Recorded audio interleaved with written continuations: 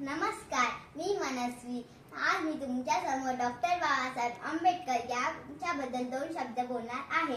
समतेचा बंधुतेचा मार्ग दाखवणारे, उपेक्षितांच्या जीवनात अस्मितेची ज्योत पेटवणारे प्रकाश सूर्य डॉक्टर बाबासाहेब आंबेडकर त्यांना मी वंदन करते। डॉक्टर बाबासाहेब आंबेडकर यांचा जन्म 14 एप्रिल 1891 रोजी मध्य प्रदेशातील महू या गावी झाला। डॉक्टर बाबासाहेब आंबेडकर यांच्या आईचे नाव भीमाबाई व त्यांच्या वडिलांचे नाव रामजी।